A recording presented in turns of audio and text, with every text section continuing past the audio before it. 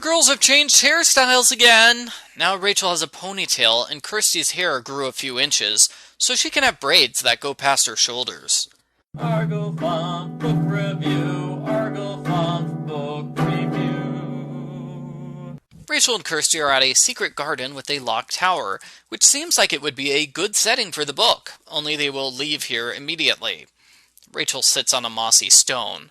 When she stands up, she has sparkly green stuff on her butt. It's fairy dust! I was honestly surprised by this. I never expected Rachel's butt to help the girls find fairies, but it does. They follow the fairy dust through a hedge maze. In the center of the maze is a tree. Fern is in a hole in the tree, trapped behind a layer of ice. The girls melt the ice by putting their hands against it. I love how the solution is so simple when an equally thin layer of ice was presented as a major obstacle in Book 2. Continuity! The girls aren't sure how to get out of the maze, and to make things worse, the goblins are coming! How are the goblins getting through the maze? Our heroes can't navigate the maze without fairy dust, so I seriously doubt the goblins are smart enough to do it without help.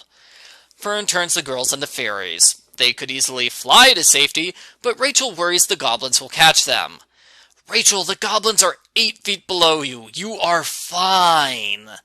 Since they can't fly, they ride on the back of a squirrel named Fluffy. He runs across the top of the hedges and takes them out of the maze. The girls don't recognize where they are. A smart person would circle around the outside of the maze, or maybe even look for the tall tower, but I think we've proven by now that Rachel and Kirsty are not smart people. They decide to use one of their magic items. It's a fairy sparkler, which spells out a message in the sky for everyone to read. The other fairies see the message. They send fireflies to light the path to safety. The goblins also see the message, and they give chase. Some friendly animals help stop the goblins, and our heroes escape. The end. Post-book follow-up. I didn't like this book.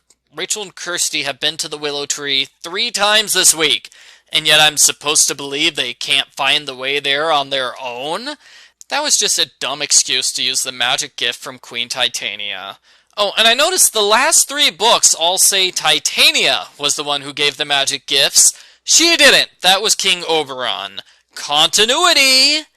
Do any humans see the message in the sky? This island has many humans on it. You think one of them might have seen the message and come to investigate.